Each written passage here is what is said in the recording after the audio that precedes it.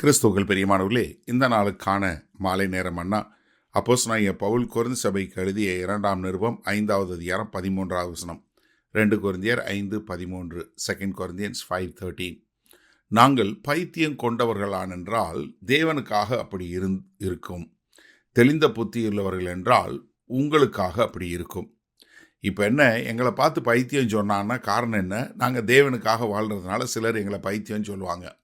ஆனால் தெளிந்த புத்தி உள்ளவங்கன்னு யார் சொல்லுவீங்க? நீங்கள் சொல்லுவீங்க. ஏன்னா உங்களுக்கு சுவிசேஷம் புரியுது.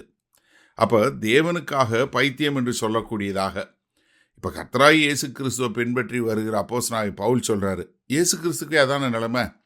நீங்கள் மார்க் 3வது அதிகாரம் 21வது வசனத்தில் பார்த்தீங்கன்னா, அவருடைய இனத்தார் இதை கேட்டபோது அவர் மதி மயங்கி இருக்கிறார் என்று சொல்லி அவரை பிடித்து கொள்ளும்படி வந்தார்கள். என்ன, இயேசு கிறிஸ்து பைத்தியம் ஆயிட்டார்னு சொல்லி அவரை பிடிக்க வந்த காரியமாக. கொரிந்து சபைக்கு இதே 2 கொரிந்தியரில் 11வது அதிகாரம் 1வது வசனம் பாருங்கள். என் புத்தியினத்தை நீங்கள் சற்றே சகித்தால் நலமாயிருக்கும், என்னை சகித்தும் இருக்கிறீர்களே. என்னை பார்த்தா உங்களுக்கு புத்தியின மாதிரி தெரியும், ஆனால் சகித்து கொள்ளுங்க. 16வது வசனம், அதே 2 கொரிந்தியர் 11:16. பின்னும் நான் சொல்லுகிறேன், ஒருவனும் என்னை புத்தியினன் என்று எண்ண வேண்டாம். அப்படி எண்ணினால் நானும் சற்றே மேன்மை பாராட்டும்படி என்னை புத்தியீனனை போலாகிலும் ஏற்றுக்கொள்ளுங்கள். எப்படி? நான் புத்தியீனன் கிடையாது, ஆனால் கிறிஸ்துவ நிமித்தம் உங்களுக்கு அப்படி தெரியலாம். அதே 2 கொரிந்தியர் 12:11 அவசரம் பாருங்க.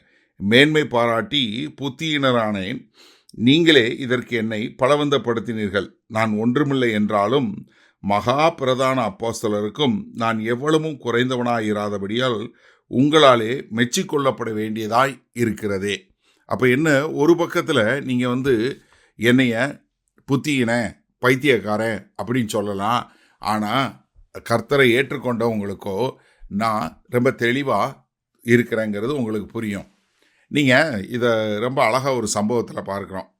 அப்போஸ்தலனாகிய 26வது அதிகாரத்தில் இந்த அப்போஸ்தலனாகிய பவுல் சொல்லும்போது அவர் அங்கே பேசி கொண்டிருக்கிறார். தன்னுடைய சாட்சியை பற்றி சொல்லும்போது 22வது வசனம் பாருங்கள். ஆனாலும் தேவ அனுக்கிரகம் பெற்று நான் இந்நாள் வரைக்கும் சிறியோருக்கும் பெரியோருக்கும் சாட்சி கூறி வருகிறேன். அப்போஸ்தலனாகிய பவுல் சொல்லிட்டு இருக்கிறார். சரியா? தீர்க்கதரிசிகளும் மோசேயும் முன்னமே சொல்லியிருந்தபடியே கிறிஸ்து பாடுபட வேண்டியதென்றும் மரித்தோர் உயிர்த்தெழுதலில் அவர் முதல்வராகி சுய ஜனங்களுக்கும் அந்நிய ஜனங்களுக்கும் ஒளியை வெளிப்படுத்துகிறவர் என்றும் சொல்லுகிறேனே அன்றி வேறொன்றையும் நான் சொல்லுகிறதில்லை என்றான். இவ்விதமாய் அவன் தனக்காக உத்தரவு சொல்லுகையில் பெஸ்து உரத்த சத்தமாய், பவுலே, நீ பிதற்றுகிறாய், அதிக கல்வி உனக்கு பைத்தியம் உண்டாக்குகிறது என்றான். என்ன, பெஸ்டஸ் என்று சொல்லக்கூடிய பெஸ்து ராஜா என்ன சொல்றாரு? நீ பிதற்றுற, எது, நீ பைத்தியக்காரமாக பேசுகிற. ஆனால் யாருக்கு? ஆண்டவரை ஏற்றுக்கொள்ளாதவர்களுக்கு அது பைத்தியம் போல தோன்றும். ஆனால் ஏற்றுக்கொண்ட உங்களுக்கோ அது என்னவா இருக்கும்? தெளிந்த புத்தியாக தெரியும். சரி, இந்த நாளில் இந்த வசனத்தை நம்ம எப்படி எடுத்துக்கொள்வது? இது இன்றைக்கு நம்ம சமகாலங்களில் பார்க்கும்போது நம்ம பார்க்குறோம். இப்போ நீங்கள் யாருக்கிட்டையாவது போய் சொன்னீங்கன்னு வைங்க, இயேசு கிறிஸ்து உங்களுக்காக வந்தார், பூமியில் உங்களுக்காக வாழ்ந்து மரித்து உயிர்த்தெழுந்தார், அவருடைய உயிர்த்தெழுதலின் மூலமாய், அவருடைய மரணத்தின் மூலமாய் உங்களுடைய பாவம் இது பண்ணப்பட்டது, உயிர்த்தெழுதல் மூலமாய் நீங்கள் புது வாழ்வு பெற்றீங்கன்னா, என்னங்க நீங்கள் இப்படி சொல்கிறீங்க? 2000 வருஷத்துக்கு முன்னாடி ஒருத்தர் இறந்தாராம், அதன் மூலமாக எனக்கு எல்லாம் சரியாயிருச்சான். அதை எப்படி நான் ஏதாவது செய்யணும்ல என் பாவத்துக்கு? இதுதான் இன்றைக்கு நிறைய பேரோட நிலைமை. என்ன, அவங்க எல்லாம் நினைக்கிறாங்க அவர்கள் ஏதாவது செய்ய வேண்டும் என்று நினைக்கிறாங்க. ஆனால் ஆண்டவருடைய வார்த்தை என்ன சொல்லுகிறது? நீங்கள் விசுவாசிக்கணும். அப்போ எனக்கு அருமையானவர்களை கொஞ்சம் சிந்திச்சு பாருங்கள். நம்ம இன்றைக்கு ரட்சிக்கப்படாத மக்களுக்கு சுவிசேஷம் சொல்லும்போது நம்மளும் பைத்தியக்காரமாக தான் தோன்றுவாங்க. நம்மளுடைய கொள்கைகள், நம்மளுடைய கர்த்தத்துவங்கள் அவங்களுக்கு என்னவா தோன்றும்? பைத்தியக்காரத்தனமாக தான் தோன்றும். அதனால தான் 1 கொரிந்தியர் 1வது அதிகாரம் 22வது வசனத்துலேருந்து சொல்கிறார் இல்லையா, கர்த்தர் என்ன பண்ணிட்டாரு? பலவீனமானவைகளை தெரிந்து கொண்டு அவர் என்ன பண்ணார்? பலமுள்ளவைகளாக மாற்றினார். இந்த உலகத்தில் பைத்தியக்காரத்தனமாக தோன்றுகிறதை எடுத்து மக்களை ரட்சிக்கிறதற்கு உருவாக்கினார். அப்போ நம்ம சொல்லக்கூடிய செய்தி ரட்சிக்கப்படாதவர்களுக்கு பைத்தியமாக தெரியும், ஆனால் ரட்சிக்கப்பட்ட மக்களுக்கோ அது தெளிந்த புத்தியுள்ளதாக இருக்கும். அது இயேசு கிறிஸ்துக்கு அப்படி தான் நடந்தது. அப்போஸ்தலனாகிய பவுலுக்கு நடந்தது. ஆதி திருச்சபையில் உள்ளவங்களுக்கும் அப்படி தான் நடந்தது.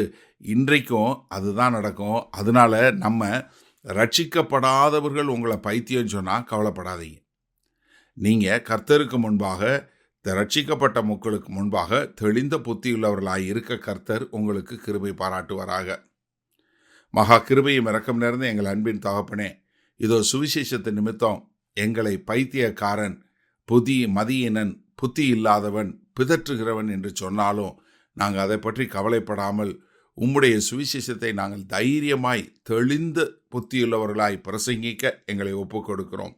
மீட்பரும் இரட்சகருமாகிய இயேசு கிறிஸ்துவின் மூலம் ஜெபிக்கிறோம் ஜீவனுள்ள வல்ல பிதாவே, ஆமேன். கர்த்தர் உங்களை ஆசீர்வதிப்பாராக. நாம் நாளை காலை தினசரி தியானத்தில் சந்திப்போம். Good night.